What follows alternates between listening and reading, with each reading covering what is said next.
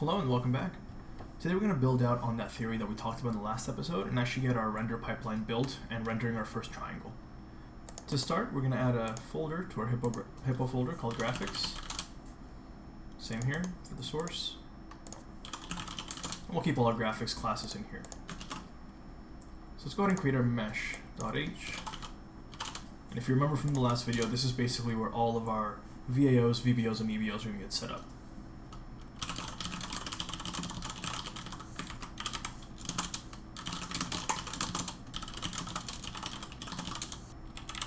So to start our mesh, we'll just construct it with the necessary data, and we'll just start with a single vertex position attribute.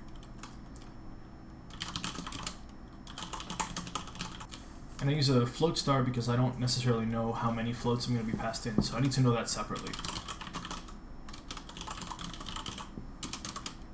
I use a UN32 because it can't be signed.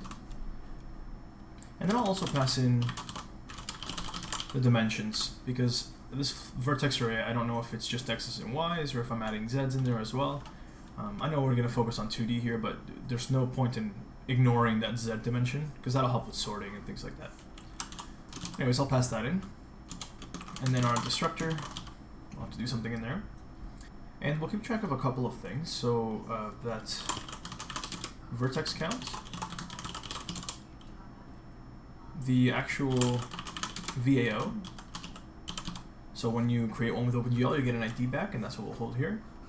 And then these, for now, they're just going to be positions, right? So we'll have to keep track of that.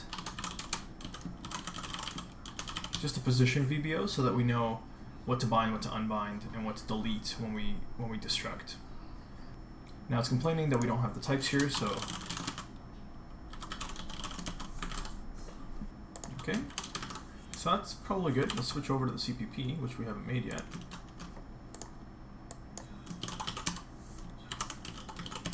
I just realized I capitalized this. There we go.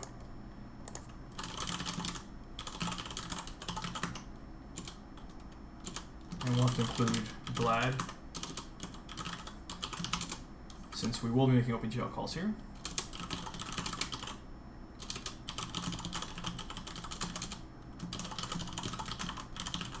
So we'll take in that float star array, the vertex count, the dimensions, good, and then destructor. Oops. There we go. So the way I'm going to set this up is basically using RAI. So that's RAI, which is resource acquisition is initialization. Basically means that the lifetime of this mesh object is going to define the data, basically. So when this mesh object dies, so does the data. So it cleans up after itself. So let's copy over the vertex count, right? So oops.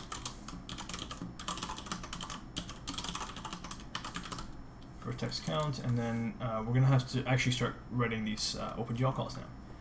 So first we start with the VAO. We have to generate it first and have it bound while we set up our VBOs. So we'll call it glgen vertex arrays, and we want the number and the reference to where we want to store that value. So we want to create one of them, and we're going to store it in, and then I can just pass in a reference to mVAO, and now mVAO will be set to whatever OpenGL set up for me. Then we can bind the vertex array, and we're binding the mVAO. Okay, and then when we're done, we want to unbind it, and that you do that by just binding a 0. Okay, and in here is where we get to set the state of this VAO. So we'll start by creating the position VBO, right? So let's go ahead and call it glgen buffers. Similarly, we want one buffer, and we want the ID of that to go to m position VBO. And again, we bind it, so gl bind buffers, or buffer, and then we pass in that it's a gl array buffer, and we're binding m position VBO. Now we're going to call it gl buffer data. And this is the call that actually uploads the data from our CPU up to the GPU so we can use it for rendering. Okay, and the target's going to be the same, gl array buffer. And then the size, so you can see it takes the size of the data itself, a void start pointer, so a void start to the data, And then the usage. This is that static versus dynamic piece that we talked about in the last video. So maybe it'll help if we just visualize the data for a sec. So if we were to pass in this data, again, this would all be just laid out in one float array, right? So in order for OpenGL to know how much data to copy and how much data to reference when we're rendering, it needs to know that size. So if we were to just pass this in, there's a more intricacies in here than just sort of the size of this array. Because it's a pointer, you'll just get the size of the pointer. So instead we have to calculate the size. And that's not that hard to do, right? We know we're dealing with floats, so it's going to be 1, 2, 3, 4, 5, 6 floats. That's the size that we're going to pass in. To get to 6, we take the vertex count, which is 3, multiply by the dimensions, which is 2, and then that gives you your 6, and then you multiply that by the size of a float. So if that makes sense, 3 vertices, 2 dimensions, that gives you 6. So we're just going to say the vertex count, which is 3, times the dimensions, which is 2, times size of float. Okay? And this will give you the correct amount of bytes that this takes up. And then you pass in the pointer to that. So that's why we pass in this float pointer, so vertex array. Okay? And then for the usage, again, this will just keep it static, so GL static draw. And that's it for the buffer data. So once we've uploaded this data, this is copied to the GPU, right? So this vertex array can be deleted on the CPU after you call this. We'll have to leave that up to the caller or the creator of this mesh to do that, but they'll set up the data, whether it's reading from a file or just hard coding it, and they will be able to delete that data once we've created the mesh. So looking at this, it's just giving us a little bit of a hint. Yeah, so size of float, so size of actually will return a UN64. It's not going to be that big, and I'm just going to deal with 32, so we'll just cast this to a... Is that going to make it go away? Oh, it's probably harder now because you might... Yeah, because you're going to lose data. Okay, so it wants us to cast the others, so maybe we'll just make these UN64s.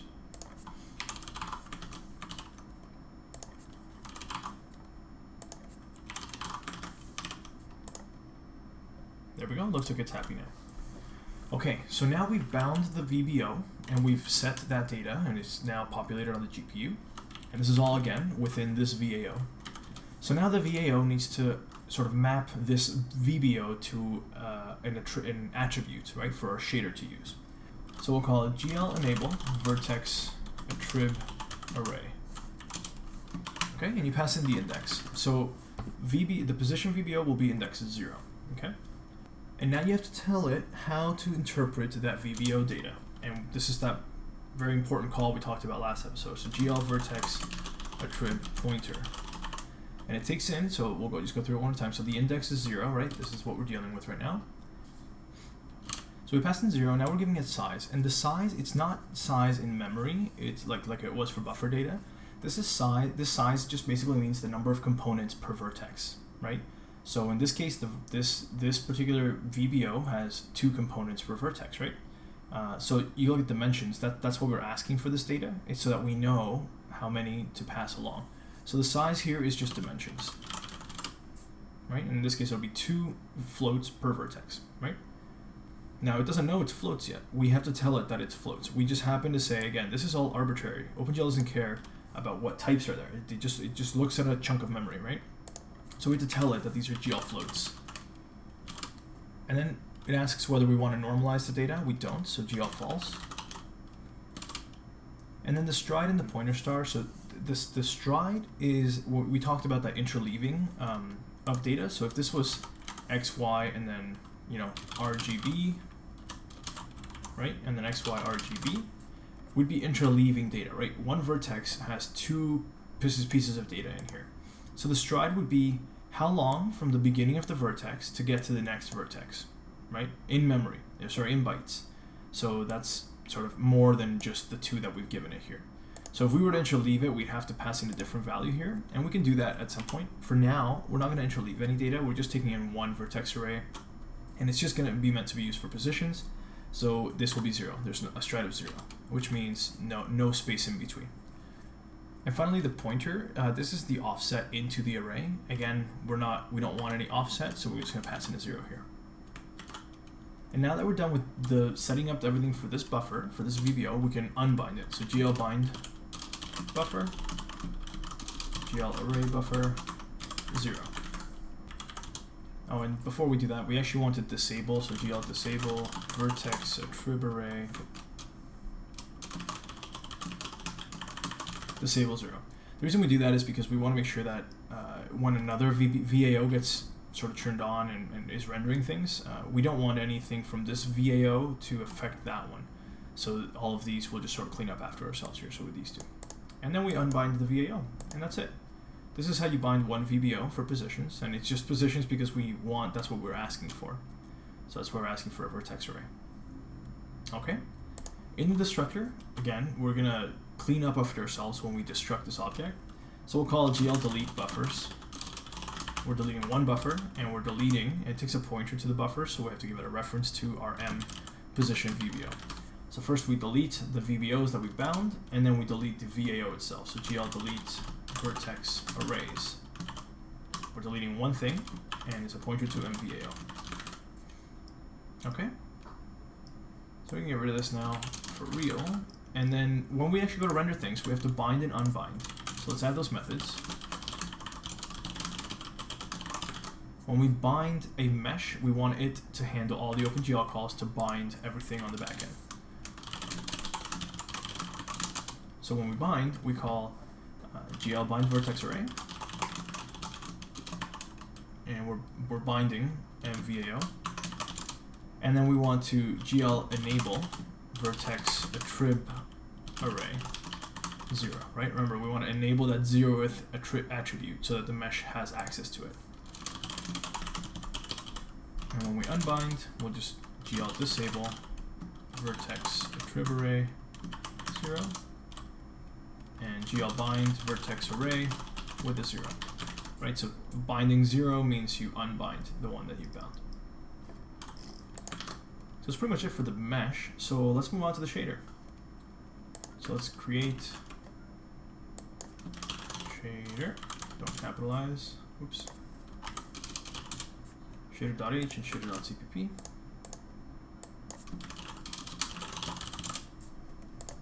Okay.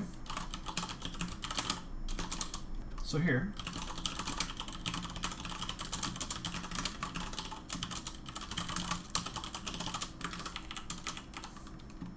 so shader, like I said, we're going to deal with vertex and fragment shaders, so we're going to have to pass those in. And for now, we'll just pass them in as strings. Later, we can add reading them from a file. Vertex and fragment.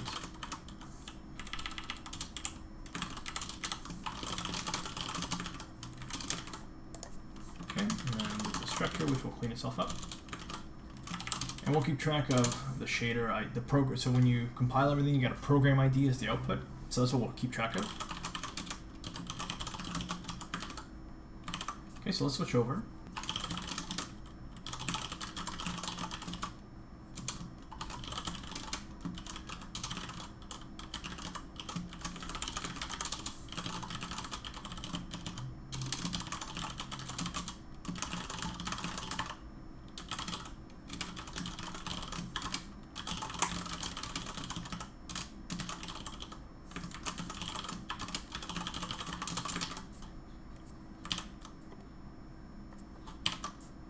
Okay, good.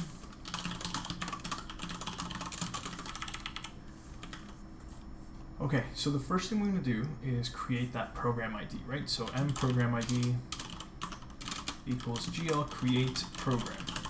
And that's how you start your shader. And now we want to create a vertex shader, right? So again, we'll get an ID for that one. We don't have to cache this one because once it's all compiled and linked, you just care about the program ID. So we'll just have a u32_t here for vertex shader ID. GL create shader, and we'll pass in GL vertex shader. Okay, so we're creating the vertex shader here, and then we're gonna copy the source. We have to copy it into a OpenGL compatible form type. So const GL char star GL source So it's vertex.cstir. And then you call GL shader source with the vertex shader ID. You can see that's the shader, and then the how many shaders we're passing in. We're passing 1, and the string, this is again the GL char star, so const GL char star, so we'll pass in a reference to that GL source.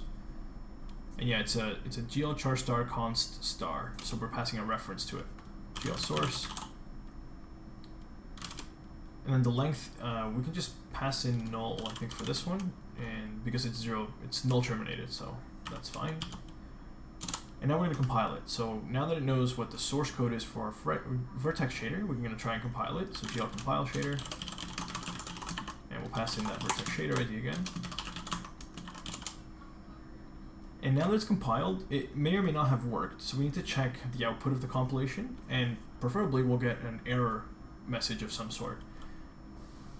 So let's actually, we're going to do this twice, right? One for the vertex, one for the fragment. So let's just have this, I don't know, just a char array. We'll call it like error log. Just give it some space. 512 should be enough. And then maybe like I think it tells you the compile status. So and it's an int. So compile status. And then we have to ask for the status of that compilation. So we can just store that in status, and we'll start it as GL false.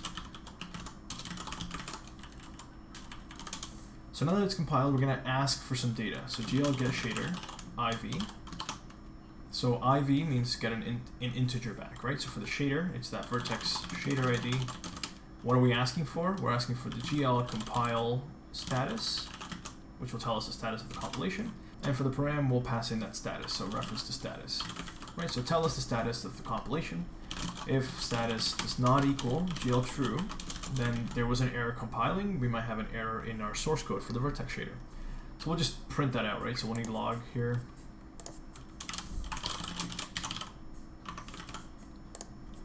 So now that we know we haven't compiled, we want that error log, right? We want to know what went wrong. So we'll call it GL get shader info log. Pass in that vertex shader ID again. And then the buffer size, so we'll pass in the size of error log. Since char is 1 byte, we can just do size of error log. The length again null, and then the error log itself that we want it to write to. Okay. And then we'll just throw an error here. So hippo underscore error, shader compilation error.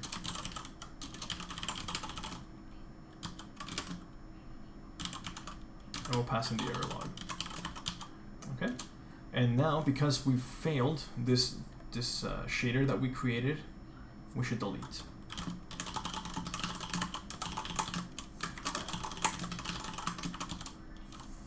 Okay. Otherwise, if we did succeed, we can do what's called attaching. So we'll attach the vertex shader to the program. So we'll call it GL attach shader. We'll pass in the program ID we want to attach it to and the shader we want to attach. Vertex shader ID.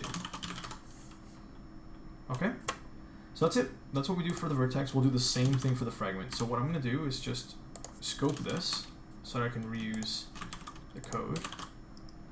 And then we'll just rename this one fragment shader ID. This is now going to read from fragment that we passed in, not vertex. Yep, we'll put it in GL source, that's fine. The status, so the status, we're going to reuse these, that's good. If it's not true, maybe we'll say like vertex shader compilation error and fragment shader compilation error. Okay, and you know what, maybe we want to assert here, because I think we want to know as soon as possible if our vertex is broken or if our shaders are broken. We don't necessarily want it to continue because it's going to be wrong. So maybe we will. So we'll print this as an error, and then we'll just assert as well. You know what? We could probably assert at the end. So if it's not true, it'll be false. You'll do this. Don't even bother with the fragment if this is false. So if status is GL true, and then we can just assert that status is GL true. Otherwise, error compiling shader. Okay. So now that we've compiled the shader and it's attached, all the shaders are attached to the program ID, we're going to want to link it. And you need to link it before you can use it. So again, we'll just sort of status is GL true. Then we'll try to link it. So we'll call GL link program and program ID. And now we can call GL validate program and program ID. Now, after having done the validation, we can again get that link status. So GL get program IV and program ID. We're asking for the GL link status, and we want to put the error into error log. Oh, sorry. We want to put the status into status, right?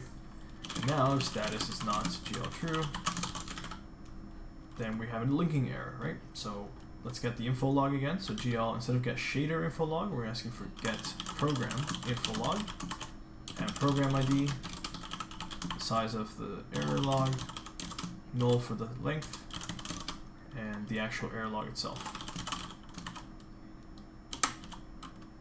Oops. Am I missing one? Nope, hold on. Open, open, close, close. Oh, my bad. There we go. Good. So now again, we can just throw an error. So hippo error. Error linking. So shader link error.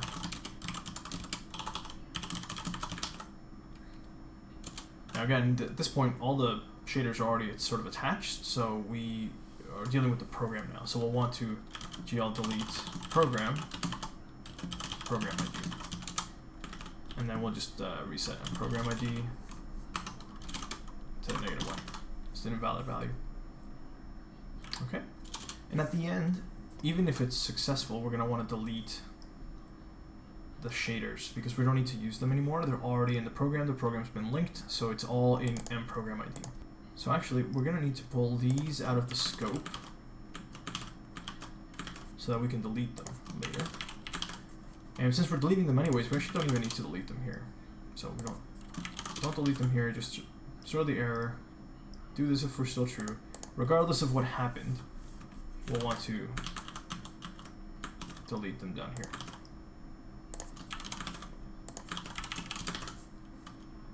Okay.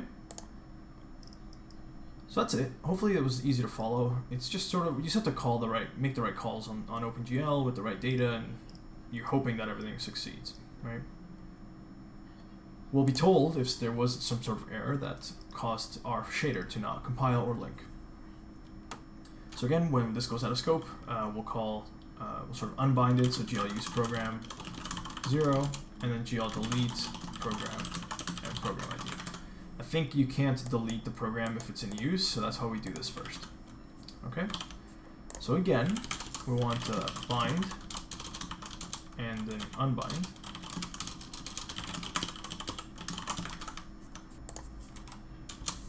So shader bind. All it does is call GL use program and program ID.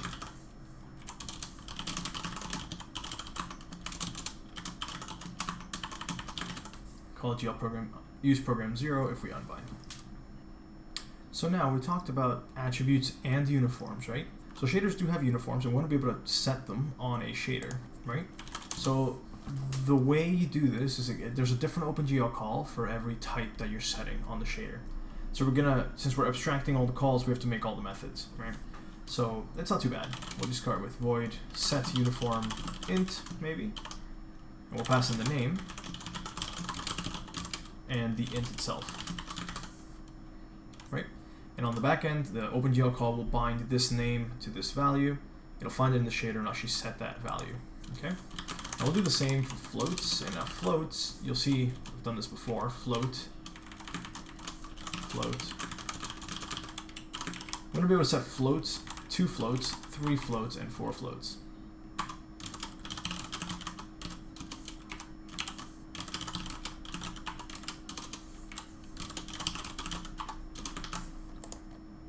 Okay, so we're going to add, in this case, we're passing 4 floats. This might be, for example, a uniform that wants a color, RGB, and an alpha, right? So we're going to support up to 4 floats, and that's probably good for now. When we start dealing with matrices and stuff, we'll have to come back and update this, but for now this should be enough. And uniforms, there's a call to sort of get the location of a uniform by name, so it basically does the string lookup to find that uniform sort of in OpenGL land. And that one, we don't want to have to call that every time because it does add some performance implications. So what we can do is actually just store those uniform locations here and just cache them. So we'll ask them for the first time we have to, and then we can just use the cached version later. That way we're not making these calls to OpenGL every time. So we're going to have a private method to help us do that, and we'll just call it the uniform location itself is an integer, so we'll have int, and we'll call it get uniform location, pass in the name, and then we'll cache the uniform locations as we ask for them. So let's cache them in we'll use an unordered map of strings to ints.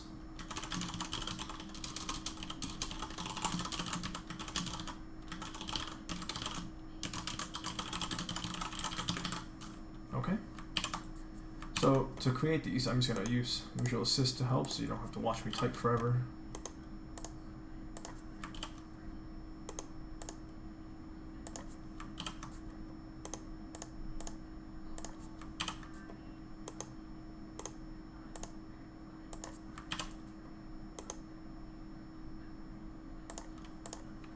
Okay, now all we're going to do here is make those calls. So that get uniform location helper, this is what's going to request the uniform location from OpenGL if we don't already have it cached. So first let's try to see if we have it in our map, right?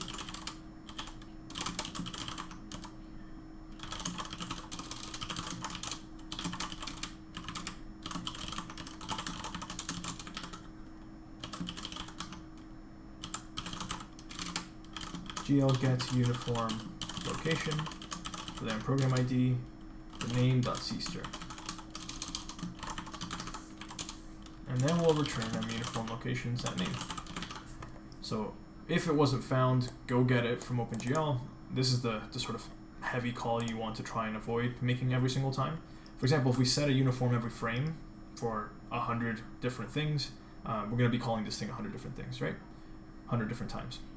So we'll call it once per shader per uniform, and we'll keep the cache. So now this becomes really easy. So first things we need to do is we want to make sure we set the uniform to this shader. So we'll have to bind our shader. Program ID. And then we need that location. So that's like get uniform location. We'll pass in the name. And then really, I'm just going to call GL uniform one I. So GL uniform, we're setting one integer, right? And then we'll pass in that GL int, so we'll just static cast, GL int, so we'll cast that integer, and the value is going to be val. Do we even have to do this? Let's try without it. So that's what we'll do for all of these. So float, it's 1f. Float 2, it's 2f, and we'll pass in val1 and val2. This is 3. And this is 4.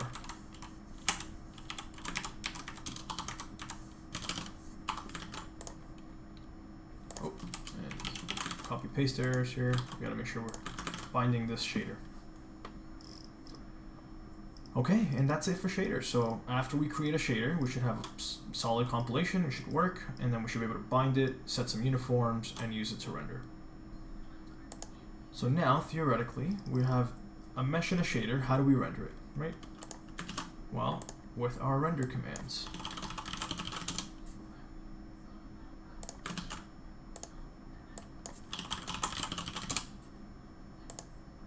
Writing lots of classes today.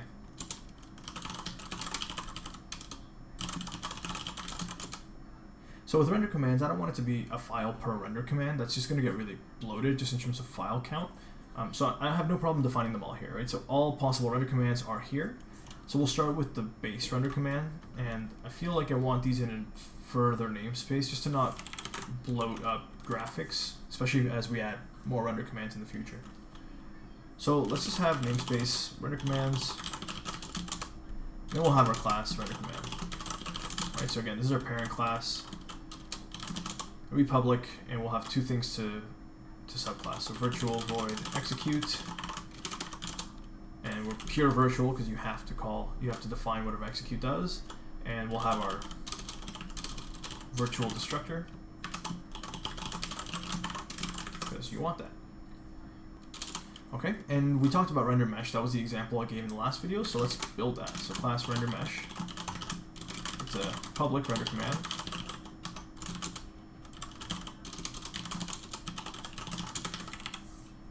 So when you pass in, when you generate a render mesh command, again, you're queuing this up, right? It's not guaranteed to render immediately, so you want to know what you need to render, and you want to store it here for use. The thing is, when we have a mesh or a shader, we're probably going to have them as sort of this shared pointer style thing where people can grab it and use it and release it when you're done. But I don't want the render command to do that. Like, I don't want it to grab it and then release it when it's done, because I don't want the render command to discern the lifetime of the mesh or the shader. So you fix this by using weak pointers, right? So we'll pass in weak pointers, and we'll cache weak pointers, right? So we'll have a weak pointer to a mesh and a weak pointer to a shader. And we need memory. And right, it doesn't know what mesh or shader are. We can just forward declare these here because we don't need to include them here. Okay, so we'll pass in these weak pointers.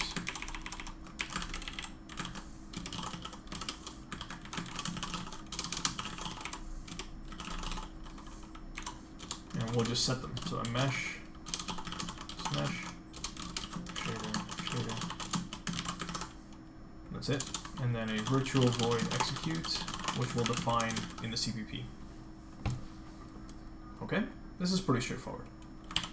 So let's include render commands. We'll also want a log probably, so add log. And now, because we're using them, we need to include graphics mesh, graphics shader, and glad, because we're going to use glad.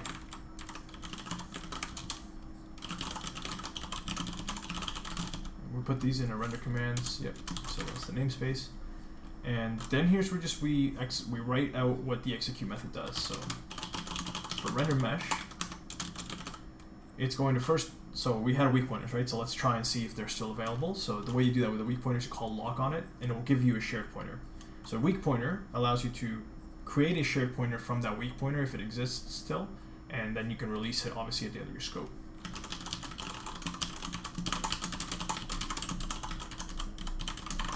There you go, and this will return null pointer if you can't lock it. So if mmesh is already, if that shared pointer has already been sort of cleaned up and it's no longer in use, then we'll get a null pointer back.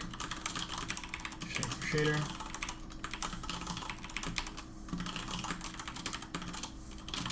If we have a mesh and a shader, then we can do stuff. Else, it will log this, right? Like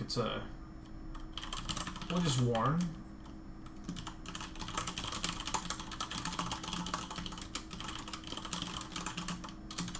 Save valid data. So again, now that we have a mesh and a shader, we talked about this. We'll bind the mesh. We'll bind the shader. And then we'll unbind the shader. Unbind the mesh. And then we call GL draw arrays. This is the draw call, the actual draw call that we're going to execute. Now it takes in three things. The mode, what are we drawing? We're drawing a GL triangle strip, and you can look up what these modes are and how they differ from one another. For us, we'll just use GL triangle strip. The first, so we're going to start at the 0th thing in the VBO, so the 0th vertex, And then count is the number of vertices, right? So we start at 0, we go to all of them, and the mesh knows this. Do we have... we never exposed that, so let's just go back to mesh real quick.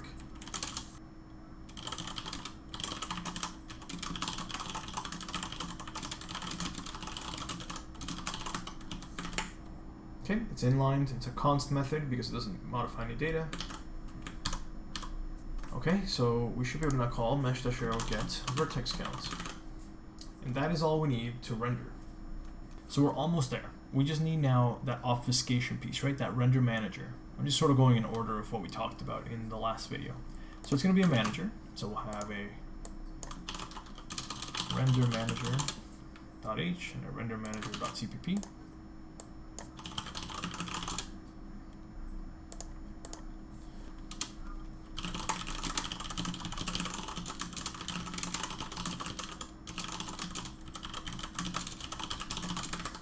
And like I said, we're going to start off with a queue of render commands, right? So we need a couple things. We need queue, and we need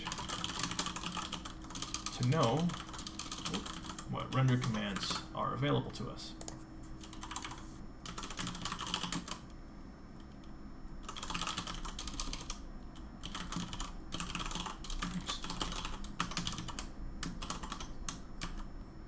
So thinking about this, the render command is the base class, and we're going to have to subclass them, right? So we're going to need to use polymorphism to convert between them, or at least to call the correct method on them. So this can't be an object, it has to be a pointer. We also can't, we made this an abstract class, right? So I also don't want to just pass in pointer, because that doesn't necessarily explicitly explain the life cycle or the ownership of this render command, right? We want to be able to pass in render commands just sort of easily, and this render manager should handle the lifetime of each render command. So because they're polymorphic and we want to handle the lifetime, that's perfect for a unique pointer.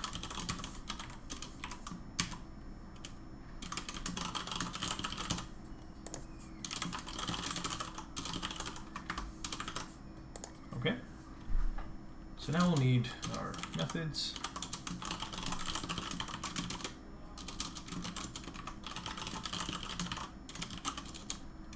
We'll have an initialize and a shutdown. And then this is also the, render command, my bad. We'll have an initialize and a shutdown. We might not need a shutdown. Actually, we would, because if we get shut down, we want to clear this. So yeah, we'll keep that. And then, as I mentioned, we're going to want two methods, right? So submit, you're going to want to submit a render command. And so you have to pass in a unique pointer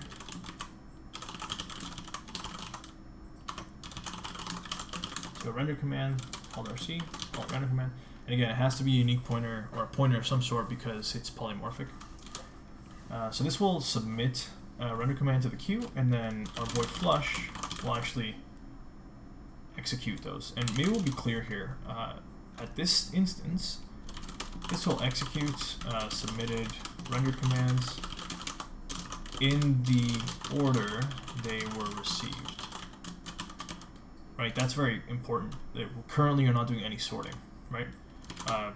We can extend the API if we need to mitigate performance impact.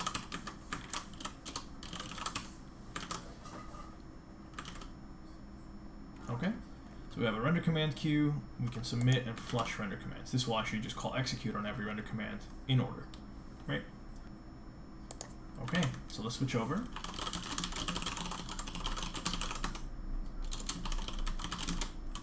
We already included render commands from here, yep, so we're good. Just we probably want to log some things. And we'll need glad h.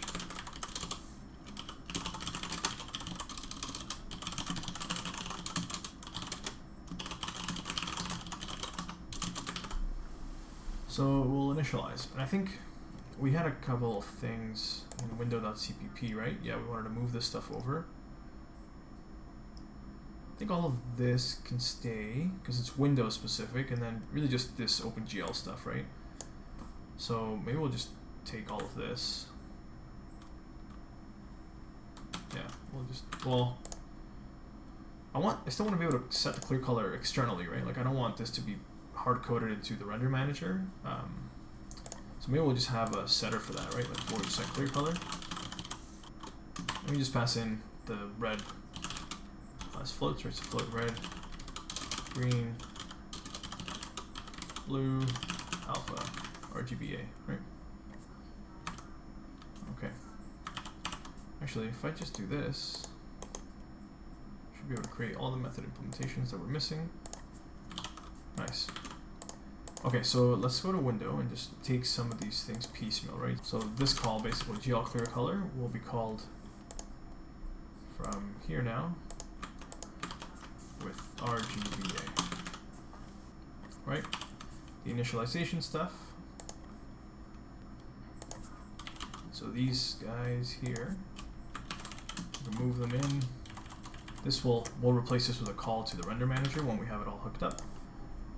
So we'll want to initialize with this. Maybe we'll like print out the OpenGL version too. OpenGL info. You can print a couple of things. If we do like a /n, just 2 spaces to separate it. Vendor.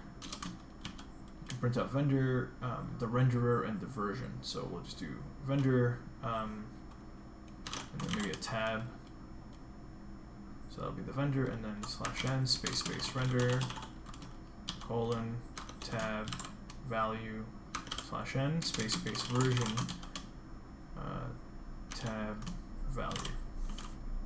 Yeah, there we go. And the way we do this is we call it GL getString, GL underscore vendor, and then GL getString for GL renderer, and GL getString for GL version. Okay. What does this return? GL ubyte star. Yeah, I don't know if speedlog likes that. Let's just convert this to a const char star. Should be safe to do so. It's the same type. Okay, so then we can initialize OpenGL, right? So that'll be these things.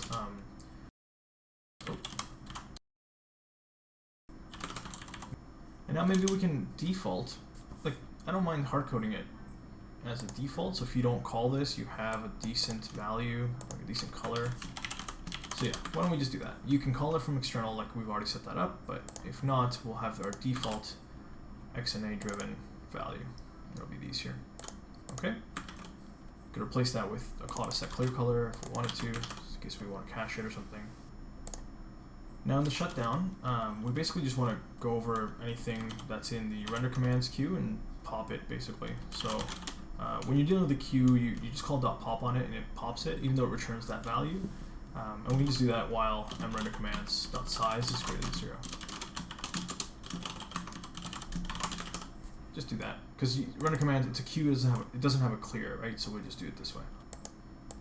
Okay, so for submissions, we're taking in a std unique pointer called RC to our RenderCommand, so we'll just push it here, right? So mRenderCommands.push, and it's a unique pointer, so you have to move it to move RC. And then for flush, just while mRenderCommands.size is greater than 0, like we did before. We actually want to call execute on them, so we want to get the thing. mRenderCommands.pop, does this return? No, it doesn't return anything. So we want to get the thing in the front. So auto RC equals, and it's a unique pointer, so we'll have to move it front. And then we can pop it, because now we have it. And then we can just call rc-execute. And because we moved it here, and then we reached the end of the scope, that will clean up that pointer there for us. Okay. Was there anything else in window we wanted to move out? I think we have pretty much everything. We have the, oh yeah, it's here, like this. That we don't want here. We'll want that in the render manager. So we'll have a clear method, I guess.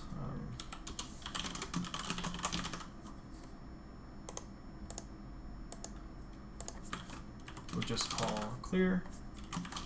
And maybe you should also do this, right? Because if we have for whatever reason we have unflushed calls from the previous frame, like we don't want them to carry over, right? Each frame should be fresh. So maybe I'll just we'll just assert here that mRenderCommands.size is 0. Right? I would expect everyone to flush before we end the frame, before we try to clear the next frame. So if it must be 0, and if not, we'll just say unflushed render commands in queue. I think that makes sense.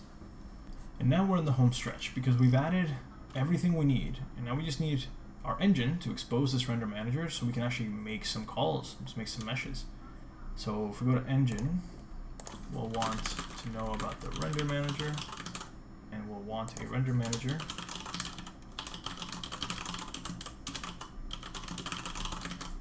Well, when I expose it, right, like anybody should be able to say, hey engine, give me your render manager because I want to submit a render call. So publicly, let's just manager section because we'll want to expose any sort of public manager like that we want. Get a reference to manager.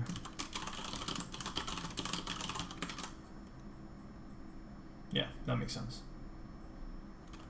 So somebody will ask for the render manager, they'll get it as a reference to it, and they can call .submit or .flush on it.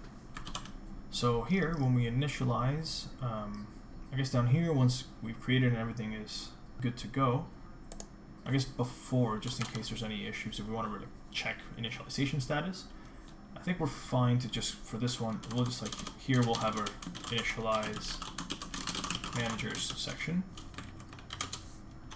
And we'll call it RenderManager.initialize, because this is really where all of our system managers should be initialized. The only one that's early is the log manager. Cool, and then I guess shutdown. Managers, usually in reverse order. We'll say shutdown managers, usually in reverse order. And so we'll shut down the render manager in reverse order. Log manager will be last. And okay. Now we have a render manager, it's accessible, we can do stuff with it, and we have a core loop. So the moment has come to actually test this stuff and see if meshes and shaders are working.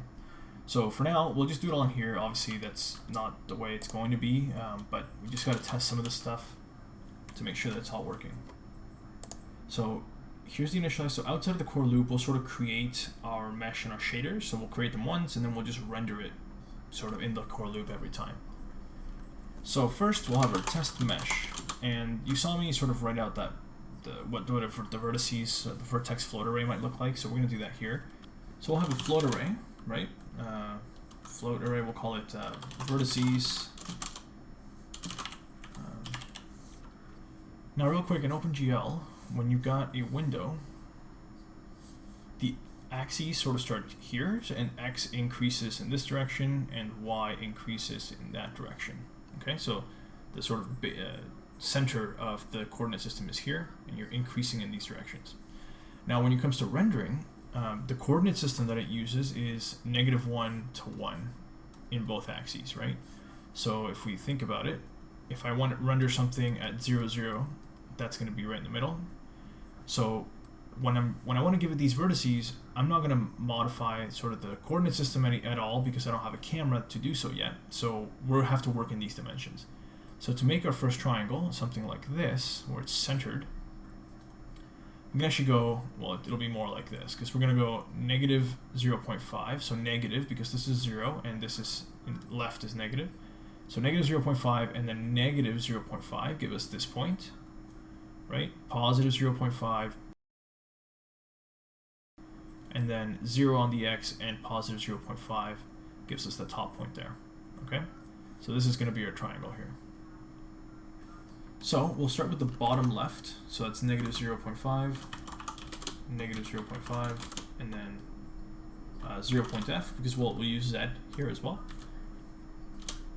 The top one, 0.f, 0.5f, 0.f, and the bottom right, so 0.5f, -0.5f, 0.f. And I like to usually just clean this up a little bit. There we go. So negative, negative is this one, 0 and positive is this one, and then positive and negative is this one. Okay? So mesh, and we'll pass in first couple arguments. So the mesh, mesh is graphics mesh, and it takes in the vertices. I know that, reference to vertices. I'm not getting, oh yeah, I haven't included. We need mesh and shader. Right, so we have, there we go, the vertex array, so it's a reference to that. And then the vertex count, so it's 3 vertices, right? And the dimensions, it's x, y, z, so it's 3. Okay? And what's wrong here? I can't pass in a reference to float star at 9. Oh, can I not? Does that work? There's a reference to the first one. Yeah, there you go. A reference to the first one, that gives you the pointer where this starts, so that should be good. So that'll be our mesh, and now we just do our shader, so test shader. Now again, shader has 2 things, right? It has a vertex shader and a fragment shader. So we'll have to create the code for that, and we can just hard code it here. So const char star vertex shader. And if you do R, and then start your string with some brackets in the middle, you can actually type it in sort of like this, and this will compile properly. So the first thing we do with a shader, we haven't really talked about the syntax for shaders, so I'm just going to write some basic one, and we'll talk about shaders in another video. The first thing you do is you define the version of the GLSL you're using. So for us, it's 410, so 4.10, right? And we want the core profile. We've chosen all these values before, so we know what to write here. And now, if you remember from our mesh, we're passing in this one set of data, and it's calling this GL vertex a trip pointer with layout the ID 0, right? So our actual VBO for positions is going to be in position 0. So we need to tell it. So we need to tell it here the layout location. So layout location equals 0. In, because it's an in value, so we're taking it in, and it's a vec3 because it's 3 floats, and we'll call it position. Okay. And shaders have a void main.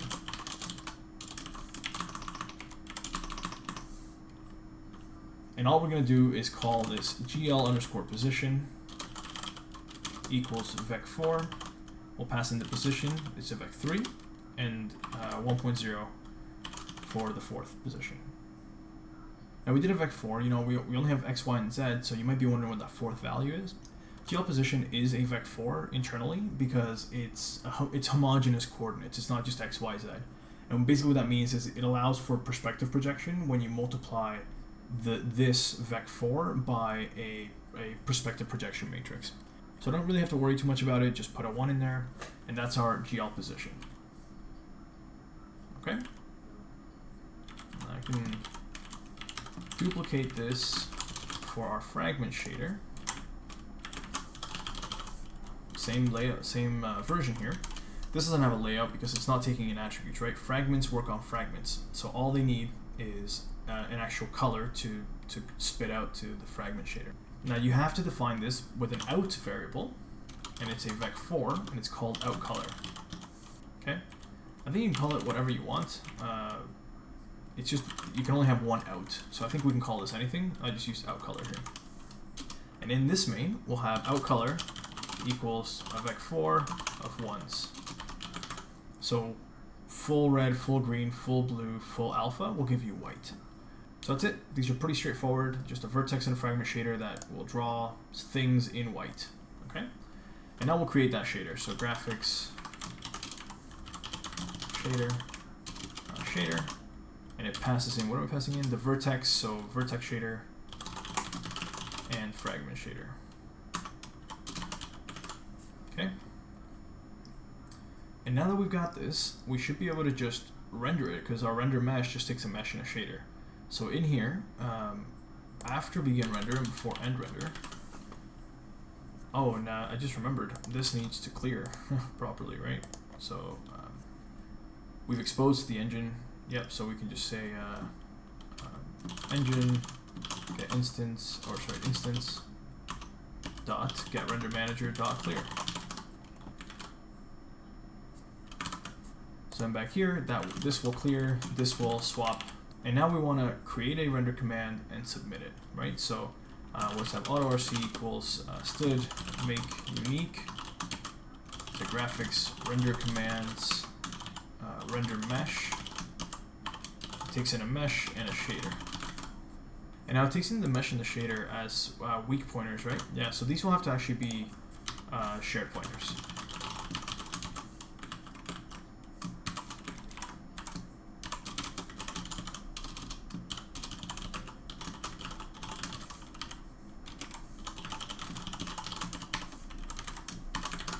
There we go. This we'll call it mesh.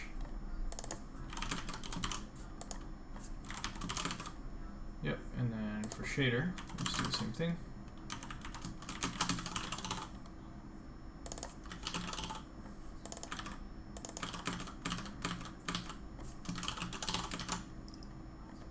Okay, so these are now shared pointers. We can pass in the weak pointer references to them.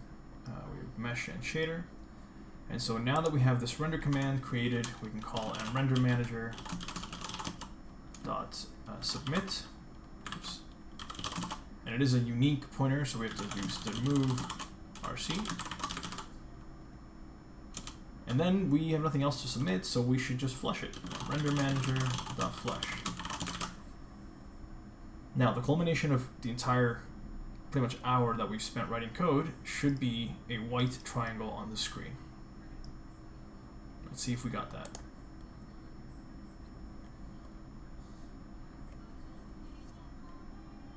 Syntax errors, of course. Extra bracket there. Is that it? And a couple other things here. So this warning triggers an error. Oh yeah, and vertex count is still at 32. So these should be 64s. Is that okay now? From a 64 to a GL int. Oof, yeah. Yeah, this thing wants GL int, which is a 32-bit integer. So yeah, these have to be 32 then. We'll just ignore the hint it gave us here. Let's return these to what they were, and then 32, 32. Was that it? I think that was it. Let's check this real quick. So 32 and 32. Yep. Okay, it can't link to shader. Object specified more than once, extras ignored. Ooh, did we forget a... Oh, we have a primer once. Shader, bind, unbind, int, float, float, full float. We have shader, bind, unbind, int, float, float, float, float. Okay, uniform location. Huh. What's it complaining about here?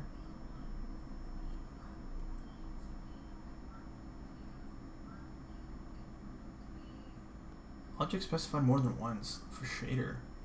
This is a linker error, so it's not like it's almost like it's trying to find, it's finding shader CPP twice. Let me just clean the project and build it again, because I think we did a .cpp and then we renamed it, right? It probably confused Visual Studio.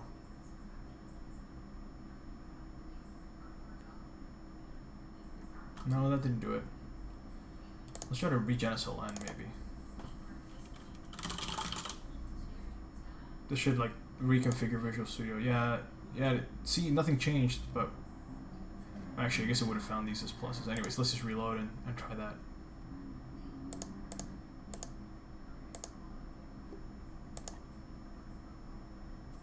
Oh yeah, there it is.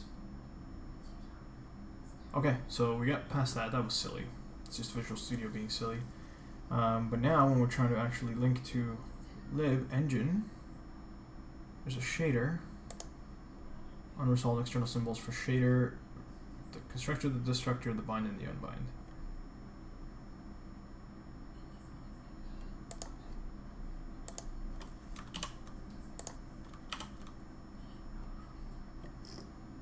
We have graphics mesh, graphics shader. It was just a shader one, so straight pointer graphics shader, make share shader, vertex fragment, vector shader. Okay. And then coming here.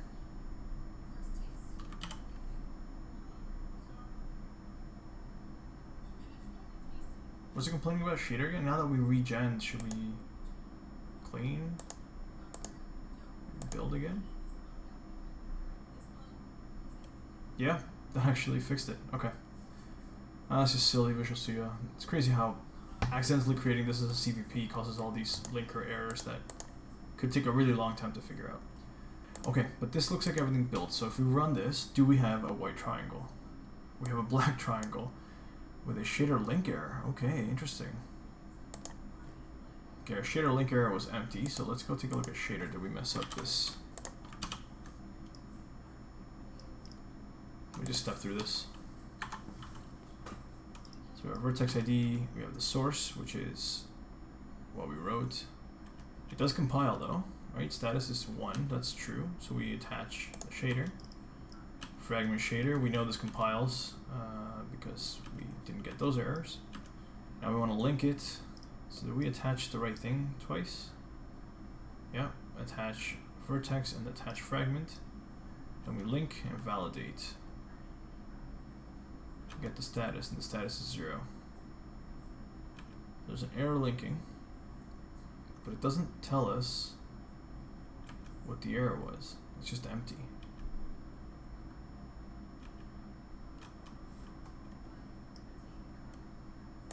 Okay.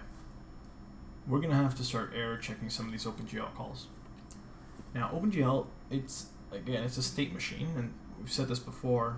All that means is that when maybe something happened here, something internally went wrong in OpenGL, it's on us to ask OpenGL if there's been a flag flipped for an error. Like, we basically have to check if there's an error after pretty much every OpenGL call. So I have actually done this before. I guess we'll do it here. So I'm going to add a header. We'll call it graphics helpers. Maybe just helpers. .h Visual Studio. So namespace. And it's a method that's going to help us sort of look at those errors. So we'll say, yeah, we'll just do void check GL error. And we'll need glad for this. And we'll need to log, because we're going to want to be told if there's errors. And so we call this GL get error, and it returns GL enum, right? So GL enum equals get error. We'll call it error. The way GL get error works is there might be multiple errors that happen at the same time, and if that's the case, you sort of have to pull through these. So we'll just do while error is not GL no error,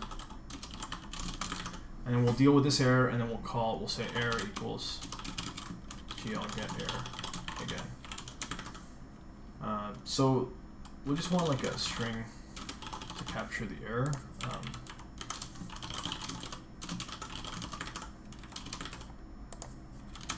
And we'll just do a switch on that enum, right? So switch on error, and then case, there's a couple different ones. So invalid operation, we'll just convert that to a string.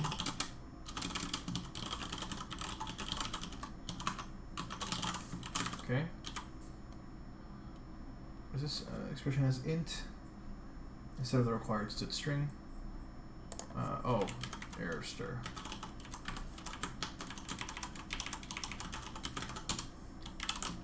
Okay, so there's a couple of these that I can sort of write out here. I think there's like a GL invalid enum, yeah. There's a GL invalid value. There's a GL out of memory. I actually have one more that will matter later. GL invalid frame buffer operation. Okay, so we'll just convert these to strings so that we know what the error was. You can find all of these like on the Chronos site. Like it'll tell you like this call will output GL invalid enum if you pass in the wrong value for this enum. Like it'll just give you that info. And then we'll have to default just in case I missed any. And we'll just say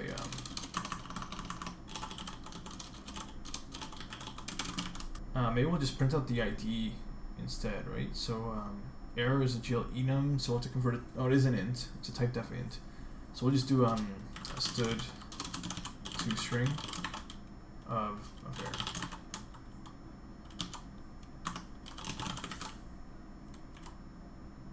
Okay. Now we should be able to just say hippo error, OpenGL error, cstir, error stir.cstir. Okay, that should be good. And then if there was an error, we'll want to break, we'll want to assert, because we want everything to stop if there's an OpenGL error. I guess we'll know if there is even one error we'll want to break, so we'll just have a bool here, should break, should assert. So if error is not no error, we should assert, and then we'll just assert here.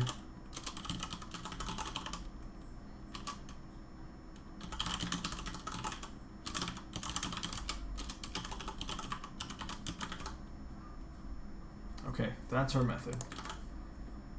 That should be good. Now, the only thing I'm thinking about is, like, we don't want this, like, this is going to have to run after every OpenGL call, and we don't want that in release. So maybe I'll have, this will just be sort of publicly accessible, but really we encourage you to use them with these. So check OpenGL error, let me just hippo check GL error. Should be good. And this will be, we'll just call that, and this is if def hippo config debug, or maybe if in def release. So if it's not release, we'll assert, or we'll actually do it, else this will be, what is it, casting 0 to avoid star.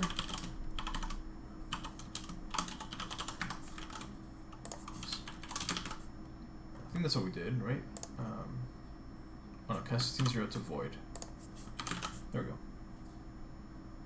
Okay, so I should be able to just call this now, and maybe we'll just test it. So if I go, probably want this in like all of these, like here, for example. Do you even need brackets? You need brackets. And it doesn't know what it is because it needs to include, so we'll include graphics helpers. Yeah, there we go. So I think we have to, we don't even need a semicolon after it, but probably doesn't hurt to have it. Okay, so we're just gonna put these after every OpenGL call.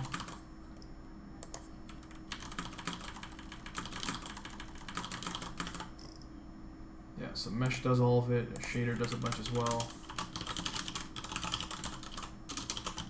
Helpers. Create program, let me know if you can't. Create shader, let me know if you can't. I know these are probably okay.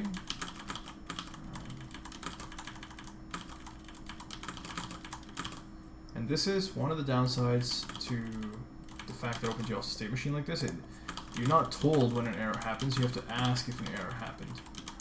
And I mentioned maybe in the GLAD video that there is an extension that helps with this called rdebug output, I think.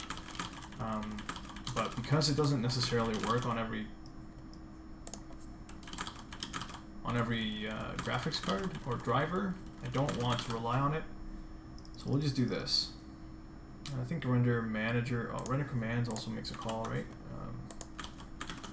And then the manager itself also makes a couple calls. We know that works, it's probably fine.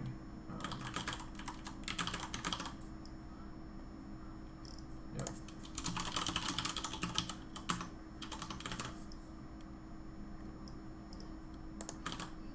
I mean, I really don't think GL clear color and GL clear will, there's any way to mess that up. I guess if I pass in the wrong thing here. But anyways, we just want to be extra safe.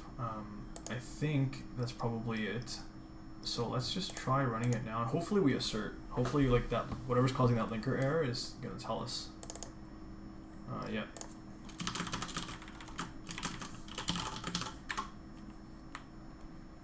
Second definition ignored. Oh, did I not? Yeah, I guess we might have to move this into a CPP file for the implementation here. Let's do this, this.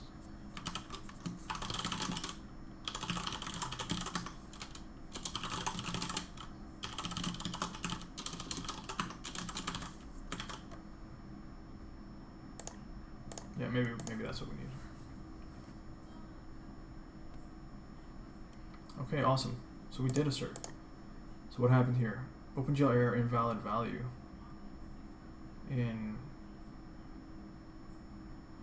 Oh yeah, the assert happened.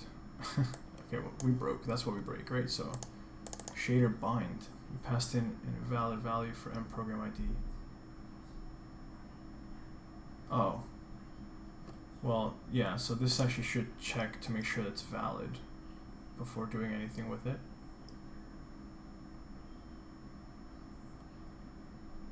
But that's not really the problem. And I found the problem.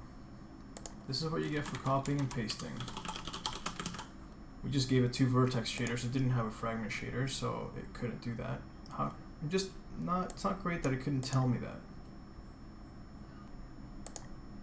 Yeah, that's unfortunate. Well, let's try that again. You know, we actually went and added this Hippo check GL error, which I was kind of saving for a different video, but I guess we have it.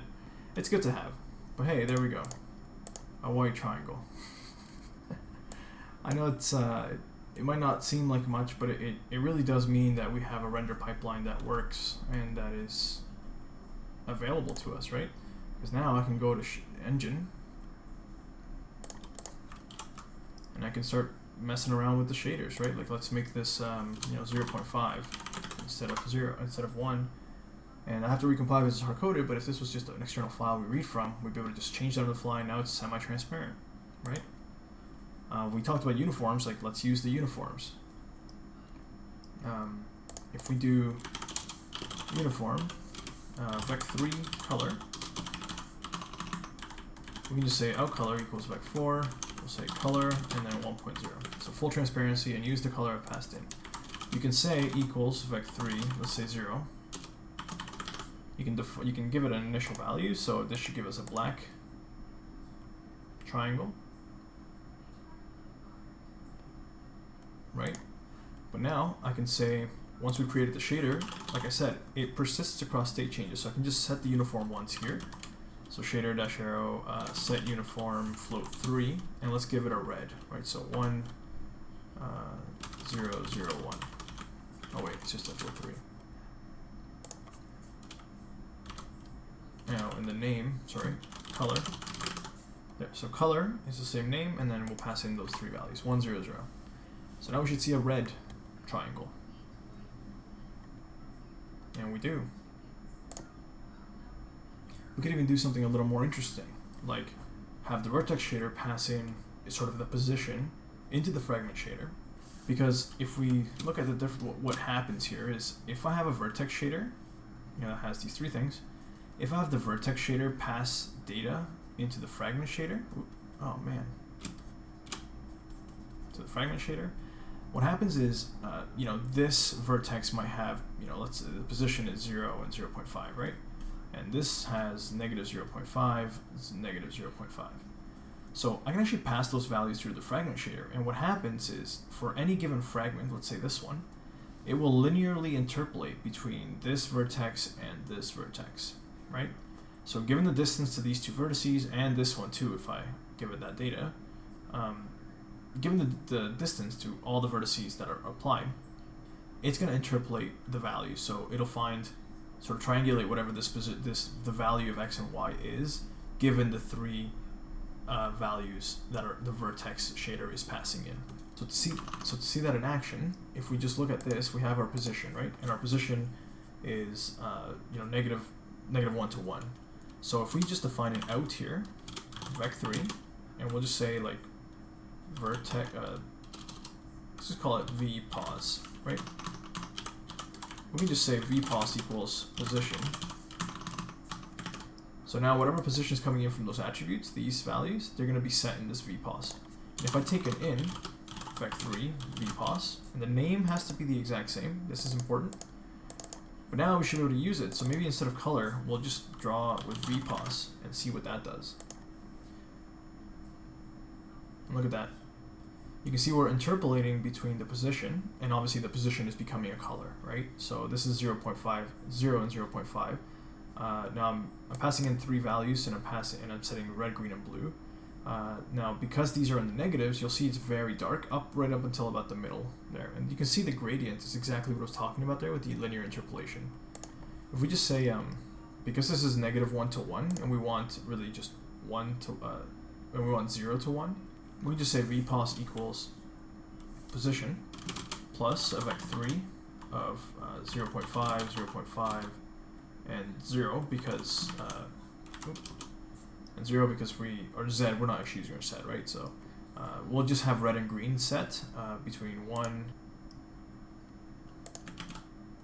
0 and 1 actually, because we're only doing halves here. So just for the sake of showing you here, what we should see is the bottom left should be 0, but it should very quickly go to a different color. So you'll see that black is here, red is here, sort of like a green is here. And you can see this actually looks really interesting. So now I think we've covered everything we talked about in the previous video except for EBOs. We haven't done element-based rendering yet. So I think we can end this by actually rendering a rect. So if we go over to our mesh, let's have the ability to create a mesh that takes in indices, right? So it'll be a uint32_t star element array, and then a uint32_t element count. So we're just going to take in the exact same data, but now we can also take an element array in. And just like we have get vertex count,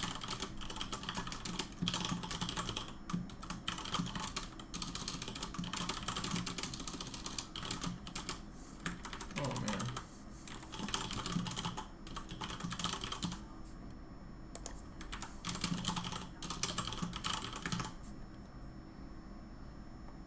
There. Now we can actually also return an element count. So we have an MVAO, we'll want an MVEO, or EBO, sorry. And still just one position VBO, right? So I'm separating EBO from VBOs because it is technically separate. I mean, it's the exact same thing in the back end, but it's treated separately by OpenGL. Okay, and now in here, we've initialized that. We'll initialize an EBO to 0. 0 is the invalid value, and element count to 0. And now we'll have another constructor. This one takes in the element,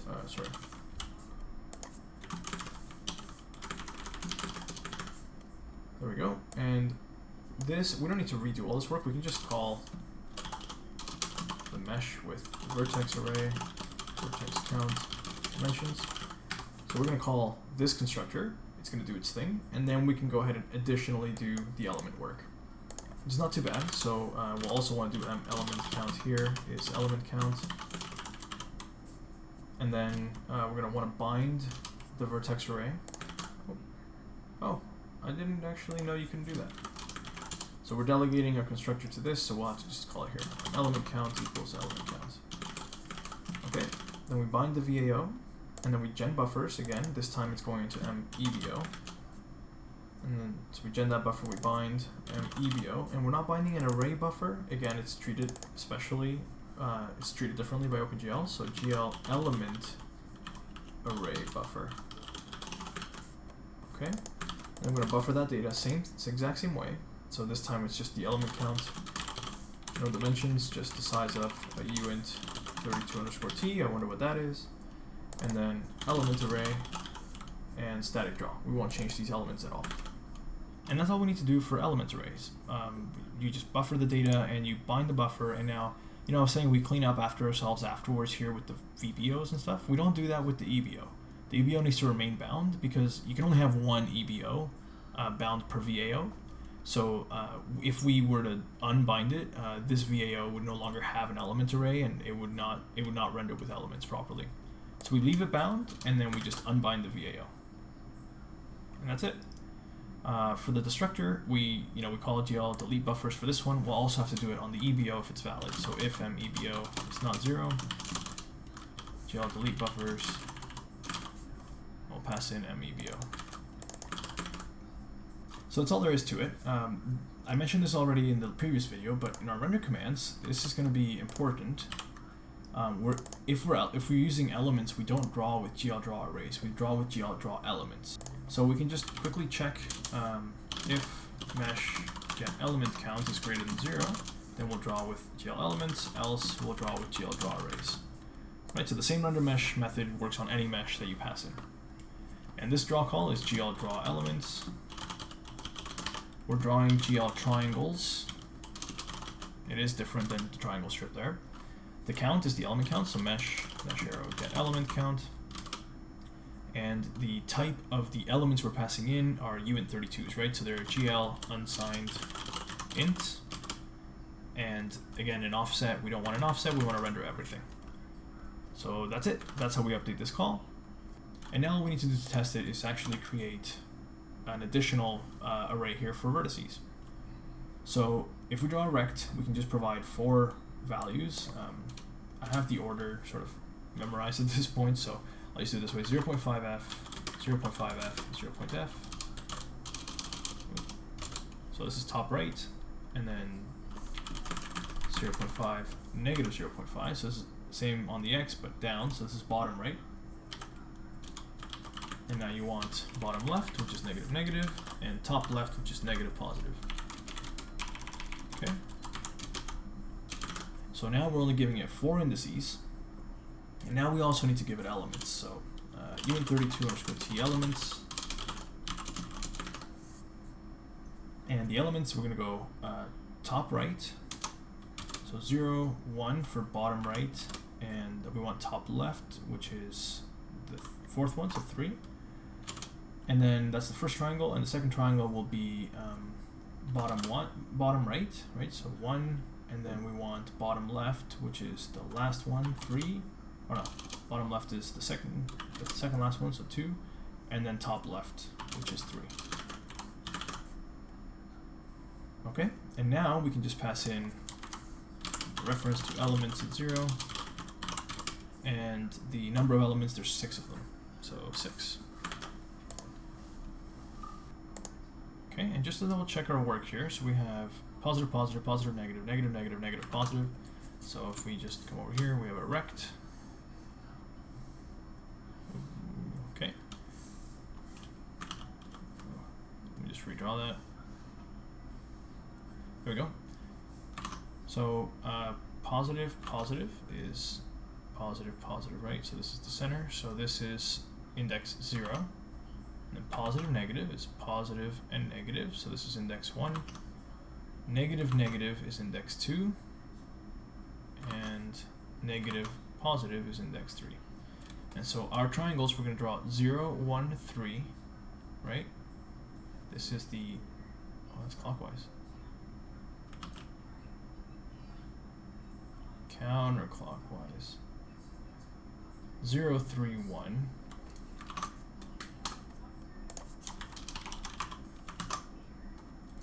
Right, 0, 3, 1 is counterclockwise, and then we can do 1, 3, 2.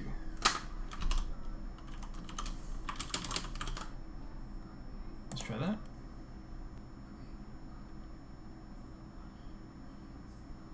Oh, it's interesting. We actually, well, we shouldn't be drawing any any triangle like this, right? It should be this one or this one. The fact to see this one is interesting. Let's just confirm everything. So we have vertices, it's 4 vertices now. So yeah, actually we have to update this here. So it's 4 vertices, 3 dimensions, and then 6 elements, which are properly counterclockwise. I think I've been saying clockwise and counterclockwise wrong this whole entire video. And there we go. We have a rect with black on the bottom left, full green, full red, and then full green and red on the top right here. Obviously we have no blue because we have no Z value, but that's awesome. You can see the interpolation is really nice here, and we should be rendering two triangles back to back, which is what shows a rect. To actually visualize that, let's just quickly go into our RenderManager and add the ability to set wireframe mode. And this is just going to tell OpenGL to render everything in wireframe instead of filled, right? So if enabled, GL polygon mode, the faces, we want it to render both faces in wireframe. So GL, we can just give it GL front and back, and then GL line. GL line means draw lines instead of filled, and then we'll just also check for errors. And then else, we want GL fill, which will render everything full. So you know, this is fill is the default. So if we just switch over to our engine and set it to